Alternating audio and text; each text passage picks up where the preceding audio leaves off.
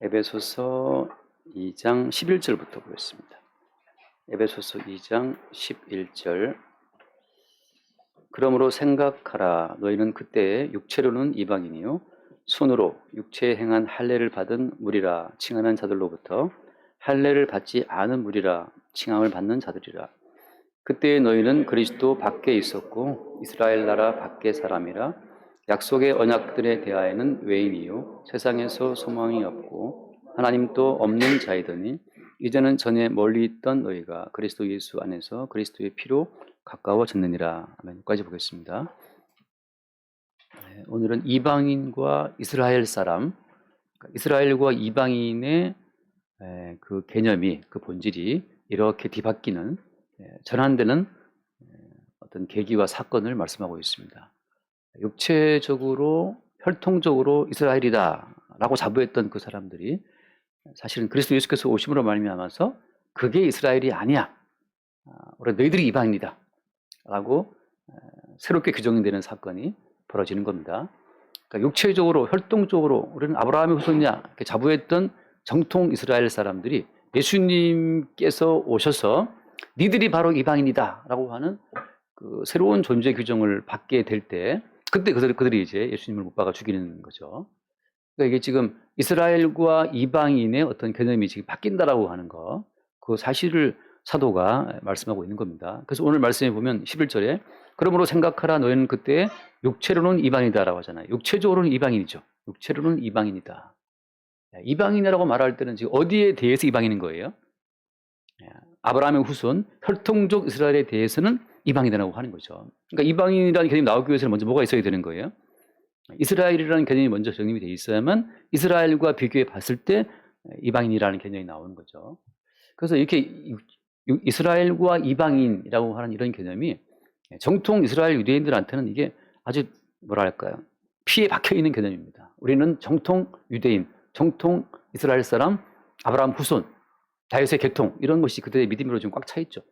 그 지금 또 이스라엘 나라가 이렇게 강력한 어떤 뭐랄까요, 구심점을 발휘하는 이유 중에 하나도 다윗의 혈통이다, 우리가 아브라함 후손이라고 하는 그 혈통적 자부심 때문에 이렇게 뭉쳐 있는 거잖아요. 예수님께서는 지금 거기에 대해서 그게 아니라는 사실을 계속 나타내고 증거하는 것 때문에 핍박을 받아온 거란 말이죠. 그래서 지금 여기서 말하고 있는 그럼 이방인이라는 것은 무슨 개념이냐? 먼저는 잠깐 말씀을 얼른 볼게요. 성경에서 이스라엘이라고 하는 용어가 처음 나오는 때가 어디겠어요? 이스라엘이라는 용어가 처음 나오는 게 창세기 32장, 창세기 32장을 얼른 보면 28절 말씀에 32장 28절, 다 아는 사건이죠. 그가 이르되 네 이름을 다시는 야곱이라 부를 것이 아니요 이스라엘이라 부를 것이니 이는 내가 하나님과 및 사람들과 겨루어 이겼음이니라. 그래서 이스라엘이라는 용어가 성경에 처음 나오는 때가 이때예요. 야복강에서 하나님이 야곱의 환도뼈라고 하잖아요. 보통 흔히 말하는 그 허벅지 관절을 쳐서 그 관절이 어긋나 버리죠. 야곱이 절게 되는데, 그래서 그 야곱이 자기 인생을 든든히 세워왔던 남자의 가장 중심, 그 하체의 허벅지 관절을 쳐서 그걸 절게 만들어요. 그래서 야곱이 병신되죠. 병신돼서 이제 부구가 되는데, 불구가. 그러니까 하나님께서 찾아오셔서 멀쩡한 사람을 더 강건하게 만들어 줘도 시원찮은데 멀쩡한 야곱을 하나님이 때려가지고 장애인을 만들어 버렸어요. 그게 다리를 저게 됐죠. 야곱 그때부터. 그러니까 하나님을 만나서 이제는 야곱이 자기의 힘과 능력으로 살아갈 수 있는 토대가 무너져 버린 겁니다. 그리고 뭐라고 했어요? 그때부터? 그리고 하는 말이 네가 이제는 야곱이 아니고 무엇이다? 이스라엘이다 라는 새로운 이름을 주어지는 거죠. 그럼 이게 무슨 의미겠어요? 그 뜻은 뭐예요? 이스라엘 뜻은? 이스라엘의 그 뜻은 뭡니까? 여기 나왔지만 네가 하나님과 또 사람과 더불어서 이겼다. 하나님과 겨루어 이겼다라는 뜻이 이스라엘이에요. 하나님과 겨루어 이겼다라고 하는 것이 이스라엘의 그 뜻인데, 이름의 뜻인데 어떻게 이겼을까? 하나님과 이겼다는 말이 무슨 말일까요? 하나님과 정말 싸우면 우리가 이길 수 있습니까? 하나님과 겨루어 이겼다라고 하는 것은 하나님의 심판, 하나님의 저주를 어떻게 했어요? 하나님의 심판과 저주를 이겨내고 살았다는 뜻이거든요. 그러니까 이스라엘은 뭐냐? 이스라엘은 하나님의 저주와 심판을 이겨내고 산 자들의 어떤 집단이 이스라엘이에요. 하나님의 저주와 심판을 이겨내고 살았다. 그러니까 네 이름은 이제부터 이스라엘이야. 너는 하나님의 얼굴을 보고 하나님의 얼굴에 있는 그 강력한 의와 거룩의 심판을 이겨내고 넌 살았어. 라고 하는 것이 이제 이스라엘이죠. 나중에 이게 어떻게 됩니까, 이제? 어떻게 우리가 하나님의 저주와 심판을 이겨내고 살 수 있어요? 네, 우리 가운데 뭔가 다른 요소. 말하자면 하나님의 심판과 저주를 대신 얻어맞고 피 흘리신 예수의 피가 있음으로 말미암아 하나님의 심판을 이기고 살아가는 자가 되는 거죠. 그러니까 이스라엘의 이스라엘 됨은 자체적인 어떤 의미가 아니고 하나님의 저주를 대신 받고 죽은 예수님의 속죄의 피가 있을 때만 이스라엘 되는 거예요. 그래서 이제 이스라엘의 개념이 또 발전은 되는데 잠깐 뒤에 말씀 봐요. 출애굽기 말씀. 출애굽기를 보면 4장에 출애굽기 4장에 보면 또 새로운 개념으로 하나님 이스라엘을 말씀하시는데 출애굽기 4장 22절 거기는 뭐라고 되어 있냐면 한번 같이 볼까요? 22절 너는 바로에게 이르기를 여호와의 말씀에 이스라엘은 내 아들 내 장자라. 그래서 여기서부터 갑자기 하나님께서 이스라엘을 당신의 아들이라고 또 장자라고 또 새로운 의미 부여를 합니다. 자, 이것도 무슨 말이에요? 처음에 하나님과 결혼 이겼다고 하는 것은 하나님의 저주와 심판을 대신 맞고 피 흘리신 예수님의 피가 있음으로 말미암아서 이스라엘 되었는데 하나님의 저주와 심판을 대신 받고 피 흘리신 그 예수의 피가 사실 누구의 피였어요? 그 예수가 누구였어요? 하나님의 아들이었단 말이죠. 그러니까 하나님의 아들의 피가 우리 가운데 있음으로 말미암아서 우리도 같이 하나님의 아들로 하나님의 맏아들 되신 예수 그리스도와 같은 몸으로 취급된다고 하는 겁니다. 예수님은 하나님의 맏아들로 이제 로마서에서 현재 말씀했는데 그것처럼 하나님의 아들 되신 예수의 살과 피가 있음으로 말미암아서 이스라엘도 하나님의 아들, 하나님의 장자로 하나님 앞에 취급되는 거예요. 그러니까 이스라엘은 어떤 개념이? 이스라엘은 첫 번째 개념은 하나님과 겨루 이겼다. 두 번째 개념은 하나님의 아들이 되었다라고 하는 것으로 새로운 어떤 신적 성품을 소유한 민족으로 확 바뀌게 된 겁니다. 하나님이 예컨대 신이라면 이스라엘도 신이 되어버린 거죠. 어떤 점에서 하나님이 하나님의 아들이다, 장자라고 새롭게 의미를 부여함으로 말미암아서 근거는 하나님의 아들의 본체이신 예수님이 그 피를 흘리고 살을 찢어서 이스라엘 위에 덧입히고 피를 공급하심으로 말미암아서 그래서 이스라엘 된 거예요. 자, 그럼 이제 중요한 건 이거죠. 이스라엘의 그래서 원래 취지는 무엇이냐? 하나님의 심판과 저주를 대신 받고 죽은 하나님의 아들 예수님으로 말미암아서 이제 뭐가 된 거예요? 하나님의 아들 되었다라고 하는 이게 이스라엘의 정체성의 어떤 근본이라고 하는 겁니다. 자, 이것이 어때요? 이것이 이제 후대에 오게 되면 이스라엘 사람들에 의해서 변질됩니다. 어떻게? 끝없이 이스라엘의 이스라엘됨은 하나님의 저주와 심판을 대신 받고 죽임당한 희생제물의 그 피가 있었기 때문이라는 그 사실을 붙잡아야 되는데 이스라엘 사람들이 어떻게 바뀌냐면 이것을 자기들의 개인적인 의로움과 선함으로 하나님의 아들 되었다라고 하는 것으로 개념이 바뀌는 거예요. 자, 그래서 참된 이스라엘은 이제 계속해서 야곱처럼 반병신되는 사건이 계속 벌어지는 겁니다. 하나님의 아들로 부름받은 참된 이스라엘은 야곱처럼 계속 허벅지 관절이 어긋나든지 정신이 좀 맹하든지 무슨 실수를 해가지고 항상 바보 같다는 평가를 듣든지 이 땅 가운데에서 자기의 힘과 자기의 지혜로는 자기 존재를 세워나갈 수 없는 어떤 그런 존재로 계속 드러나게 되는 사건 속으로 빨려 들어가는 자들이 이스라엘이에요. 자기의 힘과 지혜로 자기의 존재를 세워나갈 수 없는 그 특이한 존재. 그게 누구라고요? 하나님이 계속 환도뼈, 허벅지 관절을 쳐서 어긋나뜨리는 이스라엘의 어떤 삶이라고 하는 거죠. 그래서 어떻게 나중에 이스라엘은 어디로 간 나중에 구원받은 다음에 광야로 간단 말이죠. 그래서 그 이스라엘 백성의 어떤 원조는 아브라함인데 우리가 아브라함을 알잖아요. 아브라함은 똑똑한 사나이가 아니죠. 그죠? 아브라함은 본토와 친척 아비 집을 얼떨결에 떠나왔어요. 얼떨결에. 성경에 보면 아브라함이 본토 아비를 떠났던 그 어떤 확고한 결의가 나와 있지 않아요. 단지 그 아버지의 어떤 그 의사에 의해서 따라왔단 말이죠. 하란에서 아버지가 죽는 바람에 다시 또 가나안 땅으로 온 거예요. 아브라함이 주도해서 본토를 떠나자. 아버지 집을 떠나자 이렇게 온 게 아니란 말이죠. 상황에 휘말려서 어떻게 하다 보니까 떠나오게 되었고 하란까지 왔는데 아빠가 죽어버렸어요. 본인이 책임져야 돼. 그래서 어떻게 하다 보니까 가나안 땅에 왔단 말이죠. 왔는데 어떻게 했어요? 또 기근이 심해서 어쩔 수 살기 위해서 또 어디로 갑니까? 애굽으로 가잖아요. 거기서 자기 부인을 뭐라고 속입니까? 누이라고 속여가지고 자기 부인을 뺏긴단 말이죠. 그러니까 자기 부인을 빼앗기는 좀 덜 떨어진 남자가 아브라함인데 그때부터 어때요? 그 아브라함은 자기 부인을 낯선 타국에서 뺏기는 그 상황 가운데에서 누가 개입하죠? 하나님이 개입해서 바로를 혼내키고 아브라함을 많은 재물을 얻게 해서 나오게 한단 말이죠. 무슨 말인가 하면 아브라함은 자기의 지혜와 힘으로 부를 이룬 사람이 아니에요. 고비 때마다 하나님이 개입해서 바로를 혼내키고 야, 그 아브라함은 선지자야. 뭐 이런 식으로 해서 이제 거짓말 친 사람은 아브라함인데 마땅히 모든 그 신부를 데려올 때 주는 그 모든 돈을 다 지불하고 정당하게 여자를 데리고 들어온 바로가 혼나요.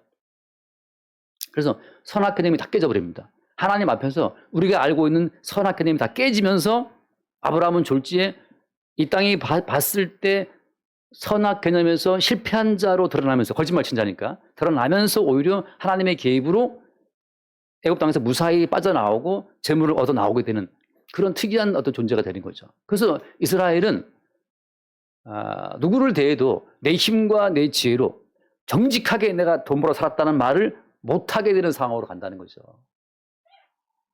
왜? 선악적인 개념이 하나님 앞에서는 다 바뀌어버리기 때문에. 야곱이라는 사람이 역시 마찬가지로 이스라엘의 어떤 원조잖아요. 근데 어떻게 했어요? 거짓말 치고 사기쳐가지고 하나님 아버지로부터 복을 받았단 말이죠. 그러니까 누구를 대해도 나는 정직하게 살았기 때문에 오늘 이와 성공했어. 이딴 말을 못한다는 거지. 지를 알아. 자기가 속이고 들어갔으니까. 그래서 이스라엘은 누구냐? 자기의 의로움과 자기의 지혜와 자기의 힘으로 살아왔다라고 감히 말할 수 없는 자들. 근데 어떻게 하나님의 저주와 심판을 이기고 지금 살아있는 것이냐라고 할 때 나 대신 저주받고 심판을 받은 어떤 존재를 말할 수밖에 없는 그 특이한 민족이 이스라엘이라고 하는 거죠.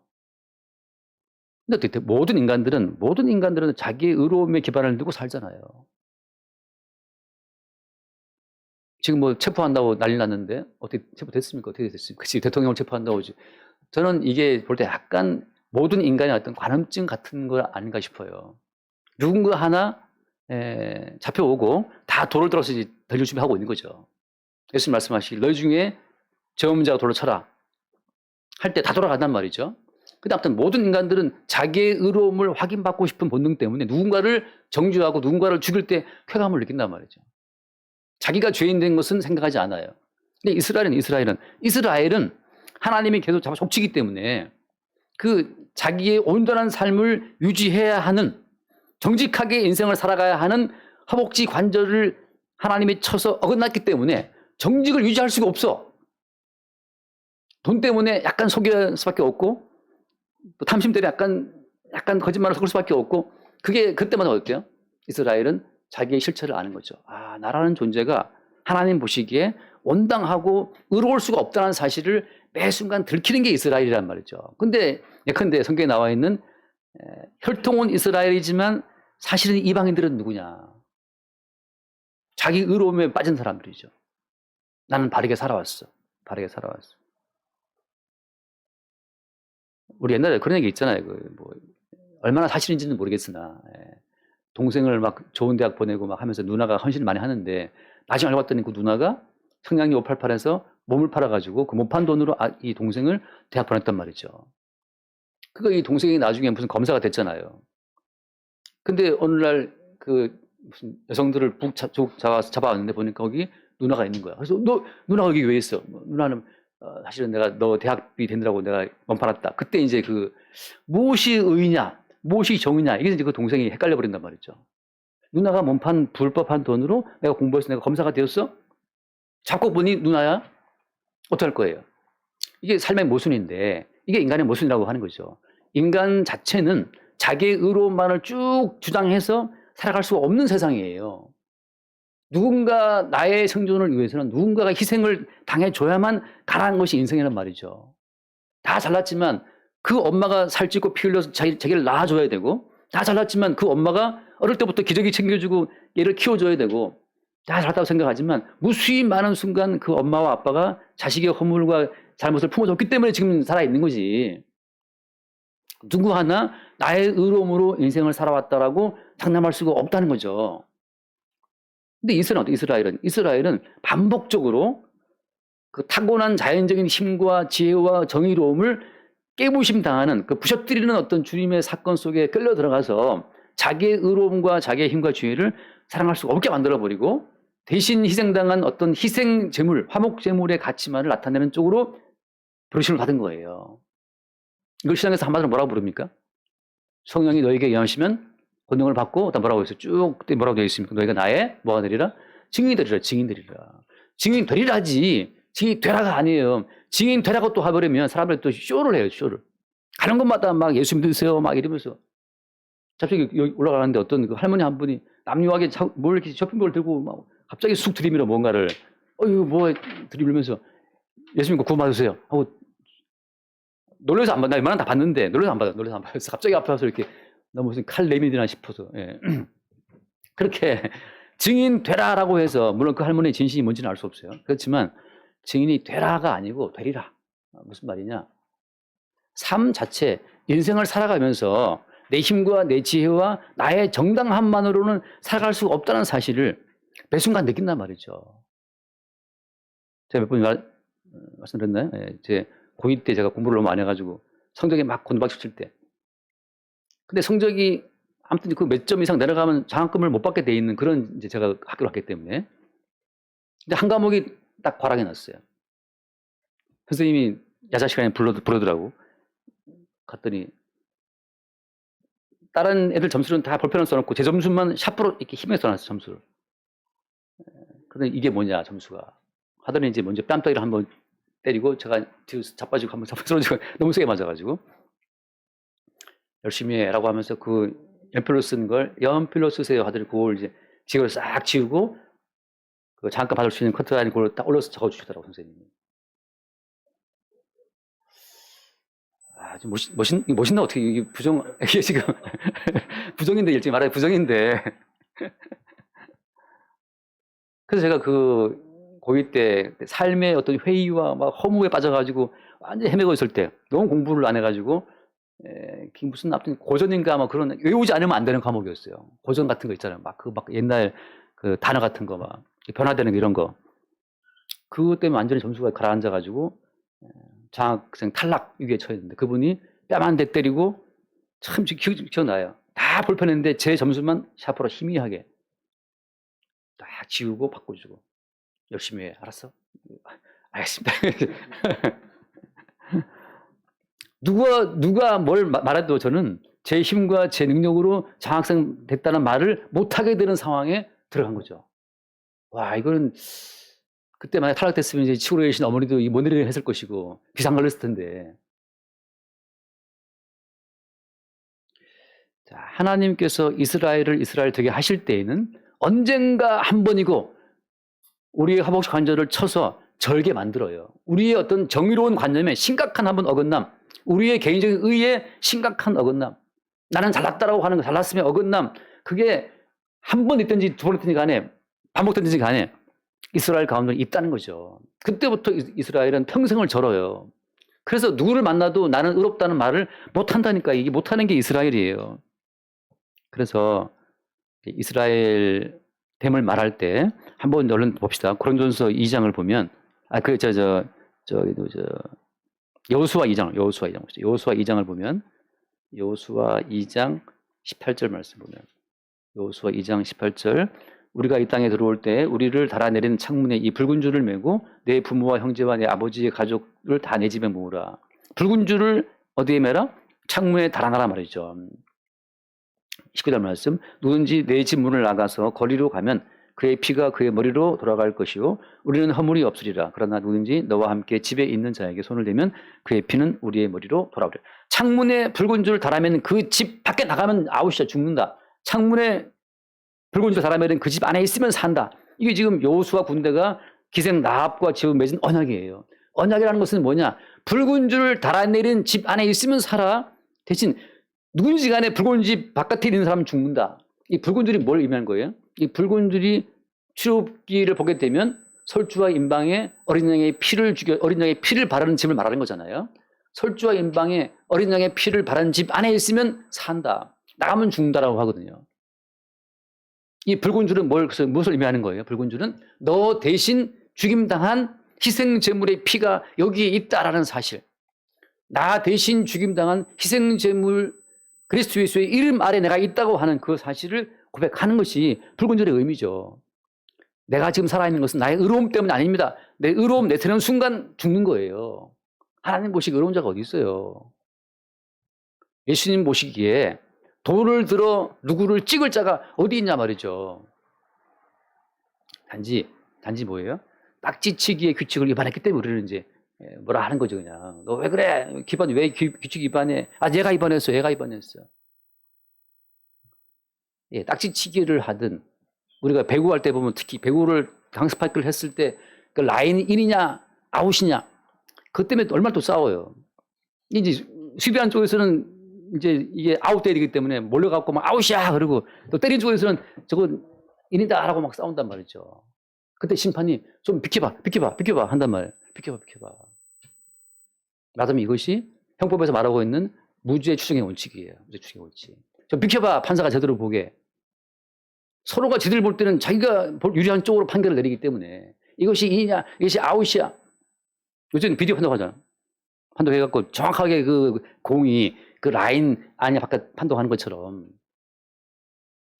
좀 비켜봐 주장하지 말고 판사가 심판이 판정 내릴 때까지 아무것도 판정하지 마. 이거란 말이죠. 지금 우리 사회에는 언론부터 해서 모든 사람들이 자기 편에 유리한 쪽으로 이미 판정을 내리고 몰아치기 때문에 나라가 너무 시끄러운 거예요. 가만 좀 있어봐. 누구 할 때까지? 심판이 와서 인, 아웃 할 때까지.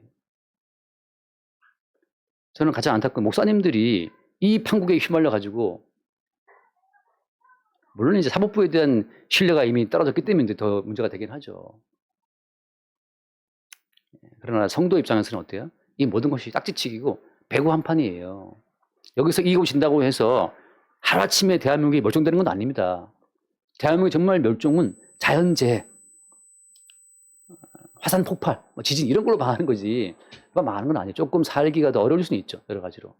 여기에 대해서 성도 입장에서는 어때요? 하나님 보시기에 이미 죽어마땅한 죄인들인데 더 나빠진다 한들 더 좋아진다 한들 하나님 보시기에 죽어마땅한 죄인이라는 점은 바뀌는 것이 없어요.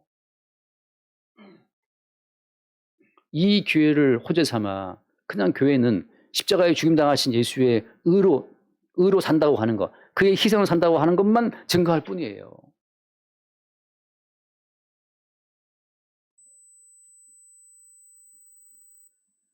저도 물론 이제 사람인지라 딱지치기 한 편에 속해 있단 말이죠. 저도 배구팀이기 때문에 A팀, B팀 속해 있어요. 목사님들 모이면 이제 그 노예 때 뭐 가끔 이제 책도 할 때가 있단 말이죠. 그러면 이제 이렇게 특히 배구할 때 보면은 그렇게 목사님 할렐루야 했는데 배구 게임 들어가는 순간 다 바뀌어가지고 난리 났는데 저는 막 흥분해서 그분도 꼴 보기 싫고 그 다음에 게임을 지금 3점을 먹고 있다고 막 낙심해가지고 막 목사님 왜 이거 똑바로 안 해? 그것도 꼴 보기 싫어. 게임은 게임일 뿐. 물론 오징어 게임 같은 건 죽기 때문에 이제 씩씩하게 하는데. 그래서 오징어 게임 이제 2 보고 있는데, 오마다는 좀 쪼끗한 맛은 들어간 것 같아요. 오마에 볼 때는 쪼끗한 마음이 있었는데. 거기 보면 어때요? 게임인데 죽기 아니면 살 게임이 가서 이제 긴장하잖아요. 그러니까 게임을 극단으로 몰아붙여갖고 감독이 인간의 본성을 튀어나게 한 건데, 마지막에는 가장 사이 좋았던 그 두 사람끼리 붙여갖고 서로 죽고 죽인단 말이죠. 가장 습사 그래야 되나? 아무튼 그때 이제 드러나는데 지금 무슨 말하고 있는 거죠? 이겁니다. 붉은 줄이라는 거. 붉은 줄. 너 대신 누군가가 죽었다라고 하는, 나 대신 피 흘린 희생제물이 있습니다라고 하는 희생제물의 그 피 속에, 희생제물의 이름 속에 있을 때 그때 산다는 거죠. 그게 뭐예요? 따라서 어때요? 이 기생 라합은 여리고성 사람 이방인이지만 대신 희생당한 희생제물의 피를 인정함으로 말미암아서 뭐가 된 거예요 이제? 이스라엘로 들어온 거예요. 이게 지금 이스라엘과 이방인의 스위치, 변환이 이루어지는 사건입니다. 혈통적으로는 분명히 진멸당에 마땅한 이방인이지만 나 대신 희생당한 희생제물의 피를 의미하는 붉은 줄을 달아 매므로 말미암아서 이 여자는 기생라합은 이스라엘로 편입되었고 이스라엘 들어온 이후에 어때요? 예수 그리스도의 혈통을 잇는 예수의 족보에 들어간 이름으로 당당히 이름을 올려요. 라합이. 기생라합은 기생이었고 이방인이었지만 예수님 족보에 이름이 들어가 있습니다. 예, 이스라엘 된 거죠. 그래서 지금 또 하나 중요한 포인트는 이거죠. 이 기생라합이 어떻게 해서 붉은 줄을 달아매게 됐어요? 기생라합이 뭘 인정했습니까? 앞에 보진 않았지만 여리고성 사람들은 하나님 보시기에 심판을 받아 마땅하다는 그 사실을 인정했을 때 하나님의 심판을 받아 마땅합니다.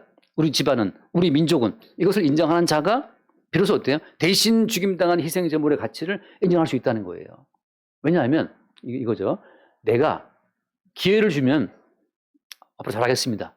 이렇게 자기를 믿게 되는 믿음이 있는 사람들은 절대 대신 죽임당한 예수를 믿을 수가 없어요. 왜 대신 죽긴 왜 죽어? 내가 할 수 있는데 저 빠져있어. 내가 열심히 할게. 이 사람들은 대신 죽은 예수의 희생을 믿을 수 없죠. 단지 누구가 믿는 거예요? 내가 어떻게 노력한다고 해도 하나님 보시기에 죽어 마땅한 죄인이란 이 어떤 신분을, 이 본질을 비켜나갈 수 없다는 사실을 인정하는 자들만이 대신 죽은 예수의 죽음의 가치를 인정할 수 있어요. 1만 달란트 빚진 자가 있었잖아요. 1만 달란트 빚진 자가 있었는데 그 와서 막 너무 비니까 그 주인이 오케이 내가 봐줄게. 1만 달란트를 탕감했단 말이에요. 1만 달란트를 지금 치면 수천억이에요. 이게 갚을 수 없는 돈이에요. 개인으로 치면. 오징어 게임에는 지금 뭐 10억 빚지고 들어온 사람도 있던데 보니까 그 10억 빚도 아무것도 아니고 1만 달란트는 한 나라의 총 수익금이 600달란트밖에 안 되는 그 상황에서 1만 달란트라는 것은 한 나라가 몇백 년을 모아야 되는 돈이기 때문에 개인은 갚을 수 없는 빚을 말하는 거예요. 1만 달란트는. 그 빚진 자를 주인이 용서해 줬어요. 그 말은 무슨 말입니까? 니들이 빚진 그 빚은 평생을 일하고 노력해도 갚을 수 없는 빚이야. 이걸 빚이야. 이걸 말하고 있는 거거든요. 용서했더니만 어떻게? 용서했더니만 나가서 백단이라는 빚진 자를 독친단 말이죠. 그 말은 무슨 말이에요? 인간이 선을 행하면 바르게 살면 하나님 보시기에 괜찮을 거라고 하는 하나님 앞에 인정받을 수 있는 의를 만들 수 있다는 인간의 선함의 가능성을 믿고 있는 거란 말이죠. 그게 불신이에요. 인간에게는 어떻게 해도 하나님 보시기에 의에 이룰 수 있는 그 의를 만들어낼 수 있는 가능성이 인간에게는 있다 없다? 없다는 사실 없어요.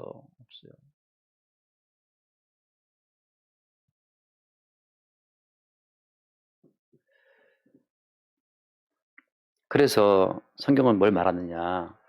이 기생라합 같은 이방인이나 우리가 다 쉽게 말하면 그냥 모든 인간이 다 이방인이에요. 모든 인간이. 어떤 점에서? 하나님 보시기에 심판을 받고 죽어 마땅한 죄인이라는 점에서는 다 이방인이라고 하는 거죠. 어차피 야곱도 이방인이었다가 주님께서 이름 바꿔 주므로 말미암아서 이스라엘 된 것처럼 전체가 이방인인데 예수님과의 맞닥뜨림, 예수님과의 만남을 통해서 새롭게 이스라엘이 생성되는 거예요.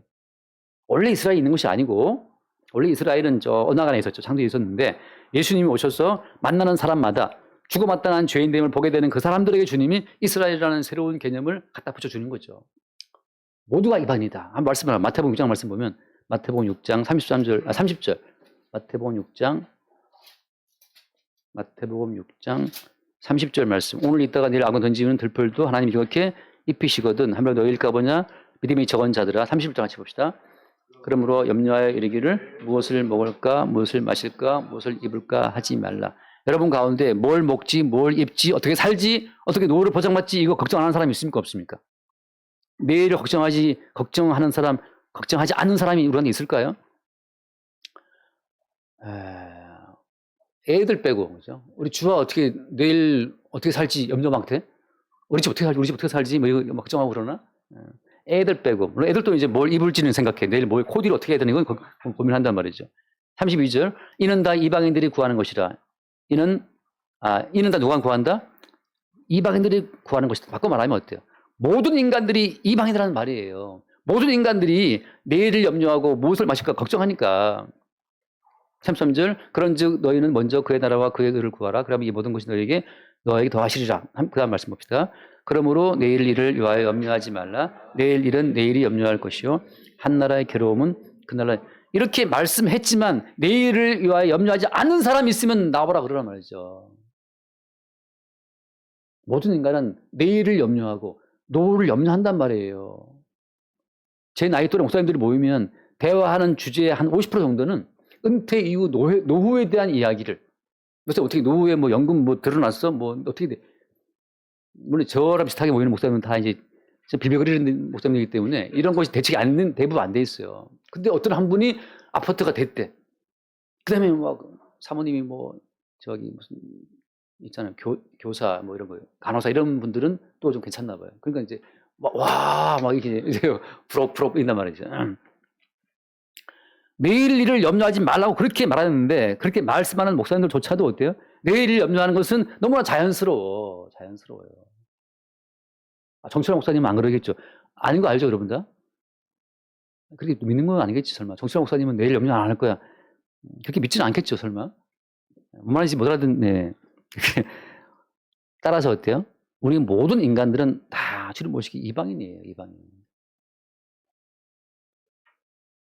아무도 하나님 모시기에 이스라엘 된 사람은 없다. 그래서 그러기 때문에 자기의 힘과 자기의 뭐 노력으로 자기의 지혜로 하나님의 심판을 이기는 이스라엘 될 사람은 없다는 거죠. 자기의 힘과 지혜로 이스라엘 될 사람은 있다 없다? 없어요. 모두가 이방인이기 때문에. 누구에 의해서? 하나님과의 맞닥뜨림을 통해서 환도뼈가 허벅지뼈가 어긋나게 되는 사람만이 주님에 의해서 너 이제 이름 바꿔 이스라엘로 이렇게 하는 사람만이 이스라엘 되는 거예요. 그걸 신약에서는 뭐라고 표현합니까? 주님과 맞닥뜨려 가지고 허벅지 관절이 어긋나게 되는 그 사건을 신약성에서 뭐라고 표현을 해요? 잠깐 말씀 봅시다. 그 로마서 2장 29절 말씀 먼저 볼게요. 로마서 2장 29절. 로마서 2장 29절. 오직 이면적 유대인이 유대인이며 할례는 마음에 할지니 영에 있고 율법의 조문에 있지 아니하는 것이라. 그 칭찬이 사람에서는 아니요 하나님에게서니라. 자, 이면적 유대인이 따로 있다는 거예요. 바깥 혈통적 유대인이 아니고 이면적, 바꿔 말하면 그게 나오지만 영에 있다. 영에 있다는 말은 성령으로 말미암아 십자가의 사건이 닥쳐옴으로 말미암아서 허벅지 관절이 어긋나게 되는 것. 심각한 그 사람의 의의 개념에서 한번 넘어지는 경험이 있든지라고 해서 평생 나는 주님 보시기에 의인이라 말할 수 없는 자. 이거를 여러분 착각하시면 안 돼. 매일매일이 아니고 제가 늘 하는 표현처럼 매일매일이 아니고 예를 들어서 다윗 같은 경우에는 밧세바 사건이 다윗의 그 의의 허벅지 관절을 주님이 쳐서 어긋난 사건이에요. 평생 가운데 한 번이라도 다시는 내가 주님 보시기에 의인이라고 말할 수 없는 어떤 굵직한 사건 한 방이면 되는 거지. 뭐 수시로 뭐 그 사건이 있어요. 그런 뜻이 아니에요. 한 번의 상처가 평생 가잖아요. 어떤 사람은 교통사고 당해갖고 4살 이후로부터 휠체어를 타더라고. 그 사람은 BBC 선정 뭐 아무튼 100인에 들어간 분인데 들어봤습니까 혹시? 계단 부셔 클럽 대표라고? 계단 부셔 클럽이라는 게 있어요.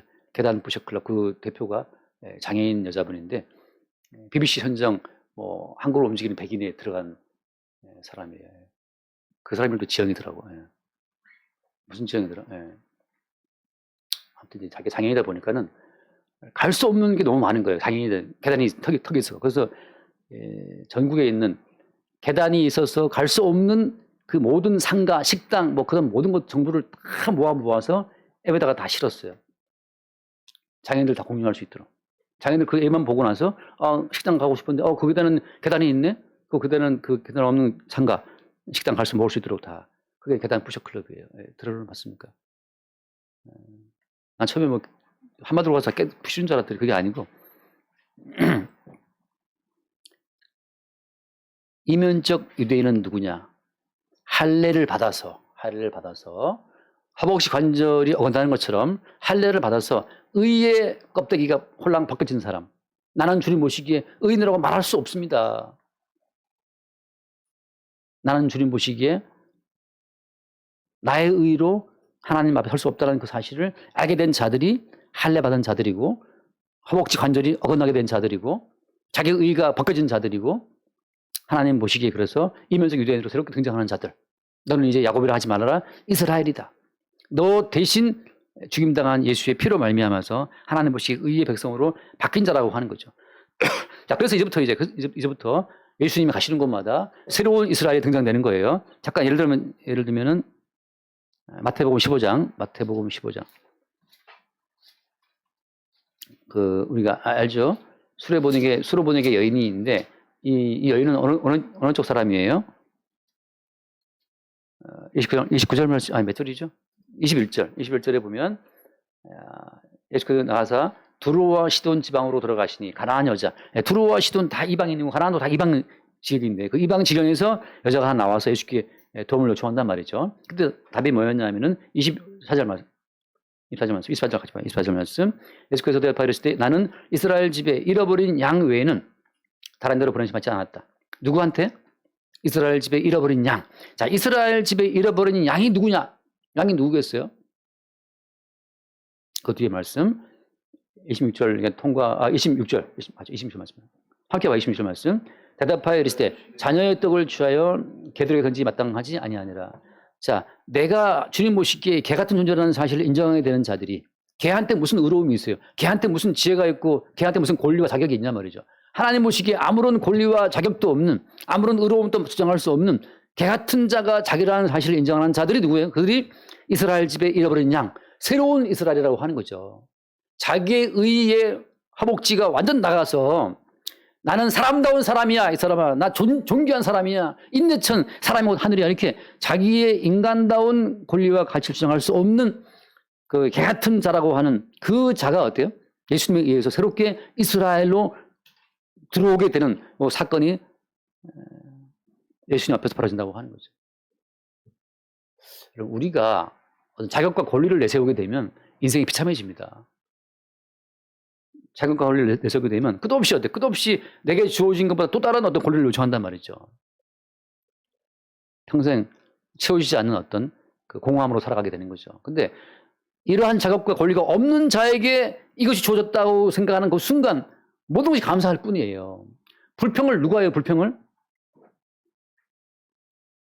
가끔 저는 담배 피는 분들이 교만하다 생각되는 이유는 담배를 이렇게 피우면 인생 정말 뭐 같네, 역 같네, 나한테 왜 이런 벌어지냐, 이렇게 이제 어떤 사람들은 담배 안 피우는 그냥 볼펜 들고 이렇게 하는 분이 있어요. 흉내 좀 뭐더라 이게 그래야 좀 안정이 된대요. 안정이. 담배를 안 피우지만 뭐 하나 끼고 이렇게 해야 안정이 된다는 거지. 그 어떤 심리적으로 그 희한한. 근데 그 무슨 말이에요? 인생 역 같네. 내가 이렇게밖에 안 돼야 돼? 난 더 좋은 대우와 좋은 어떤 취급받아야 되는데 자격이 있는데 나한테 권리가 있는데 내게 인생이 왜 이따위야? 라고 하는 그 어떤 답답한 마음으로 이제 진짜 역 같다 이렇게 하는 거잖아요. 여러분들이 지금 모르죠. 안 펴서 모르겠지만 그런 심리가 들어있다는 거죠. 무슨 말이냐? 이 여인처럼 개 같은 놈한테 무슨 대우를 바래요. 놈이. 그런 것처럼 지금 주님께서 가시는 곳마다 허벅지 관절이 어긋나서 아무런 의의 어떤 주장을 할 수 없는 자들, 그들이 주님 앞에 들어오는 거예요. 나는 기생이었고 이방인이기 때문에 죽어 마땅한데 내가 무슨 권리를 주장할 수 있어요. 근데 어때요? 붉은 줄 달아 매린 희생제물의 피로 말미암아서 산다라고 하는 새로운 계약 관계가 이스라엘 되게 하는 거죠. 또 하나 우리가 그 요한복음 4장을 보면 요한복음 4장 그냥 유명한 얘기니까 빨리빨리 근데 왜 이렇게 시간이 항상 제가 쫓기는지 모르겠어요. 4장 3절 유대를 떠나서 갈릴리로 가야 되는데 함께 봐요. 4절 말씀. 사마리아를 통과해야 하겠는지. 굳이 사마리아를 통과해야 되는 이유는 뭐 때문이냐? 거기에 남자가 5명이 있었는데 5명 남자와 살다가 그도 다 헤어지고 6 남자가 살고 있는 그 여자를 만나야 되기 때문에 자, 남자 5이랑 다 헤어지고 6째랑 살고 있는 그 여자에게 내 인생은 의로웠어. 내 인생은 그 현모양처였어. 내 인생은 정말 그 존중받아 마땅한 어떤 그런 권리가 있어. 이렇게 말할 수 있는 아무런 조건이 없죠. 끝없이 이 남자, 저 남자 셀 수 없이 이렇게 마지막에 6살 살고 있는데 그것도 남편이 또 아니란 말이죠. 정식 결혼이 아니고 지금 또 사실혼이라고 그래야 되나? 살고 있기 때문에 자기의 의로움을 주장할 수 없는 이 여자가 또 누구예요? 환도뼈가 어긋난 허벅지 관절이 어긋난 자기 의의 허벅지 든든한 심줄이 작살난 그 여자를 주님이 찾아가서 어때요? 그 여자를 다시 이스라엘로 주님이 끌어들이신다고 하는 거죠. 예수께서 오시는 곳마다 하나님 보시기에 죽어마땅한 자기의 죄인됨을 인정하는 자들이 예수님의 희생의 근거를 두고 새롭게 이스라엘을 편입해 들어오는 이 모든 과정이 세상에서 말하고 있는 이스라엘이라고 하는 거예요. 이스라엘. 그럼 누가 이방인이냐? 누가 이방인이에요? 율법이든 뭐든지 간에 나 자신의 자기 의를 주장하는 모든 자들이 주님 보시기에 이방인이에요. 자기의 의로움을 외친 자들이 이방인이라고 하는 거죠. 혈통적으로 다 이스라엘 사람이야. 하면 빌립보 3장 말씀. 빌립보서 3장. 내가 안 줬나 생각나네. 빌립보 3장 1절. 빌립보 3장 보세요. 3장 3절 말씀 얼른 봅시다. 3장 3절. 하나님의 성령으로 봉사하며 그리스도 예수로 자랑하고 육체를 신뢰하지 아니하는 우리가 곧 무엇이다? 할례파다. 자, 이 지금 어디에 쓴 편지예요? 빌립보. 빌립보는 어디? 빌립보는 이방 지역이란 말이죠. 빌립보는 에베소도 다 지금의 터키 쪽에 있는 이방 지역인데 그 이방인, 그 개 같은 이방인들에게 바울이 하는 말이 뭐냐면 성령으로 봉사하고 그리스도 예수를 자랑하는 너의 의로움과 너의 잘남과 너의 지혜와 너의 성실함을 자랑하지 않고 그리스도 예수를 자랑하는 니들의 말로 진짜 어때요? 할례파다. 육체를 신뢰하지 않는 우리 육체 가운데에서는 하나님 보시기에 어떠한 사람도 의로움도 만들어낼 수가 없습니다. 라고 자기 육체의 본질을 깨닫고 육체를 신뢰하지 않고 그리스도 예수의 속죄의 은총을 신뢰하는 그들이 뭐예요? 그들이 바로 누구다? 우리가 곧 할례파다. 할례파. 그러니까 지금 어때요? 빌립보 같은 이방 지역 그들이 어때요? 이스라엘로 들어온 거죠. 왜? 그들이 할례받은 진정 할례받은 할례파기 때문에 이면적 유대인이 그들인 것이고 영의 할례를 받은 사람들이기 때문에 그들이 참된 이스라엘로 들어오게 된 거예요. 오히려 이제 본토 살고 있던 이스라엘 사람들이 이방인 취급을 받게 되는 거죠. 그러니까 이방인 하면 떠오르는 거 있죠. 이방인 하면 그 알베르트 까미가 썼던 소설 이방인이 있잖아요. 거기서 이방인은 어떤 의미에서 이방인이에요? 까미가 썼던 이방인 같은 경우에는 그 이방인 쳤다 그래던 그 제목이 글이 조금 생각나. 엄마가 죽었는데 엄마가 언제 죽었는지 기억을 못해. 최근에 죽었는데 엄마가 죽은 날짜를 이 주인공이 까먹어요. 엄마가 죽은 날 엄마 얼굴도 안 보고 관짝 보고 들어갔다가 담배 피고 나오고 장난치고 나서 또 애인이랑 놀러 가고 그러니까 조금도 그 엄마의 죽음을 슬퍼하지 않는 한 인간이 이방인 그 주인공인 남자인데 무슨 말을 하면 그냥 주변의 모든 인습과 간섭과 예의와 관계를 다 끊어버리고 육체의 본능에만 충실한 자. 그게 이제 거기서 나오는 말도 이방인인데 그걸 이제 압축해서 말하게 되면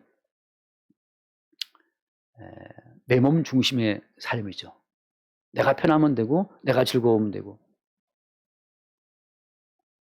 그래서 햇빛 때문에 햇빛에 그 눈이 부셔갖고 아랍 사람을 하나 죽이잖아요. 당시의 문화에서는 가벼운 죄로 넘어갈 수 있었는데 이 사람이 엄마가 죽은 날 담배를 폈다. 엄마가 죽은 날 놀러 갔다. 이런 증언들이 막 나오면서 결국은 그 배심원들이 이 사람에게 이제 결국 사형을 선고하는데 그것도 그냥 사형이 아니라 단두대에 모가지를 잘라라 이렇게 돼버렸어요. 그러니까 사람들은 말하자면 제가 볼 땐 그래요. 그 작품이 말하고 있는 것은 인간의 자기의 관습적인 의로 가득한 땅 가운데에서 엄마가 죽은 날은 울어야 돼. 막 슬퍼해야 돼. 엄마가 죽은 날은 담배도 피우면 안 돼. 그 앞에서. 엄마가 좀 놀러 가도 안 돼. 며칠 동안 슬퍼해야 돼. 이런 가식적인 이 모든 사회, 인습으로 꽉 짜여진 사회를 고발하는 것이 말하자면 제가 볼 때 이방인인데 지금 무한공항 사고 때문에 뭐 애도기간 만들어갖고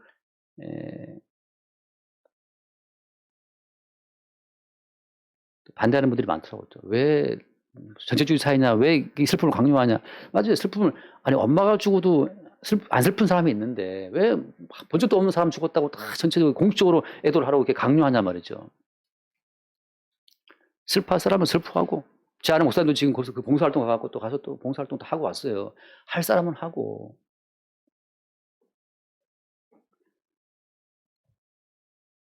회식 금지 뭐 그딴 거 왜 하냐 말이죠. 그러면 또 자영업자 다 죽어나가는데 누군 좀 먹어줘야 될 거 아니에요 또.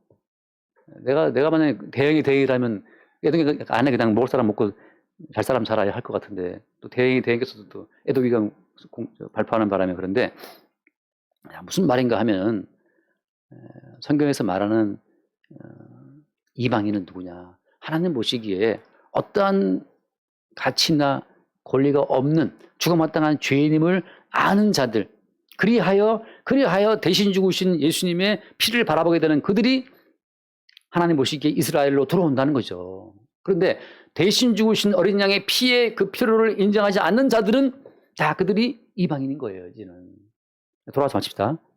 돌아와서 에베소서 2장 그 끝에 보면 나오잖아요. 13절 말씀, 13절 말씀, 13절, 2장 13절. 이제는 전에 멀리 있던 너희가 그리스도 예수 안에서 뭐라고 어떻게?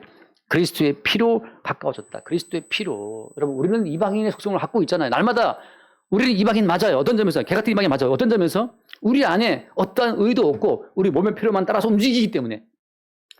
엄마가 죽든 아빠가 죽든 배고프면 먹어야 될 거 아니에요. 저희 아버지 돌아가신 날짜를 제가 또 까먹었어요. 다이어리를 봐야 돼. 아버지가 돌아가셨지만 날짜가 또 까먹는다니까요. 이광 집사님 기억하시죠? 아버지 돌아가신 날 기억하시죠? 기일. 네. 그러니까 이렇게 효자들은 있지만 제 입장에 또 이게 와서 언제였더라? 그 다이어리 봐야 될 날짜를 또 까먹었단 말이죠.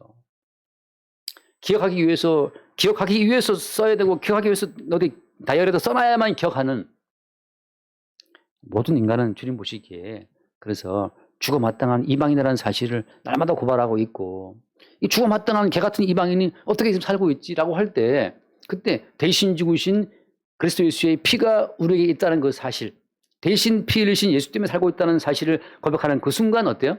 우리 의의 화복식 관절이 무너진 그리스도 예수의 대신 죽으신 피로 살고 있는 이스라엘로 들어오게 되는 거예요.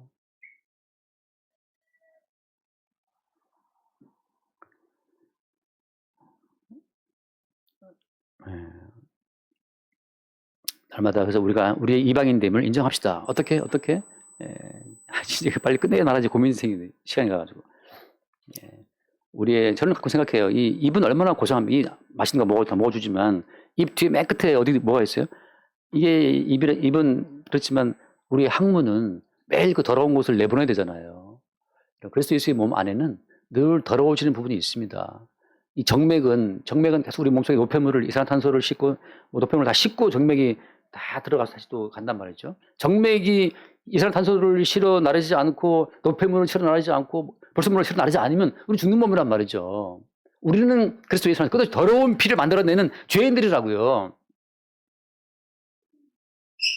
하나님 보시기에 우리는 늘 더러운 죄인됨을 마땅한 것으로 인정할 때 다시 우리에게 정결한 피를 공급하시는 그리스도 예수의 피의 공급을 바라보게 되는 거예요. 우리는 매일 더러운 피로 물드는 죄인들입니다. 이방인들이라는 거죠. 거기서 오직 그리스도 예수의 피로만, 제가 참 놀라운 건 정맥이라는 걸 볼 때 모든 정맥은 일방통행이에요. 정맥은. 어디로 가는 거죠? 모든 피는? 모든 정맥은 더러운 걸 다 씻고 어디로 가요? 일단은 다 심장으로 모여요. 심장으로 모여서 거기서 이제 뭐 간으로도 가고 폐로도 가고 다 불순물을 보내서 다 해독을 시키는데 신장으로도 가고, 저는 그게 너무 통쾌한 것이 모든 더러워진 피 정맥은 심장으로 모여 한 것처럼 모든 성도는 날마다 이방인이고 죄인이기 때문에 날마다 십자가에 못 박히신 그리스도 예수께로 가는 거예요. 일방통행이에요. 모든 성도는 날마다 십자가에 죽임당하신 예수께로 간다는 거죠. 거기서 새로운 피를 공급받아서 나의 살아있는 것은 내 피가 아니고 그리스도의 피로 산다는 사실을 고백할 때 그게 지금 그리스도 예수의 몸 안에 있는 성도의 삶이라고 하는 거예요. 그리스도 예수와 한 몸 된 성도라고 하는 거죠. 더러워진 정맥의 피가 심장으로 모이듯이 우리의 모든 더러워진 피는 그리스도 예수께로 모였다가 그의 정결한 피를 받아서 산다고 하는 것. 이게 그리스도 예수의 한 몸 된 이방인이었다가 이스라엘 되는 이 변환의 어떤 삶 속에 반복 속에 성도가 존재하고 있는 겁니다. 기도합시다.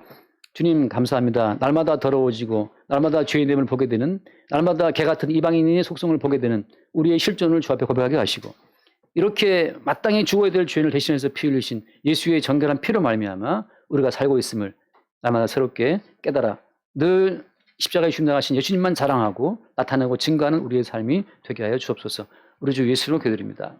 아멘.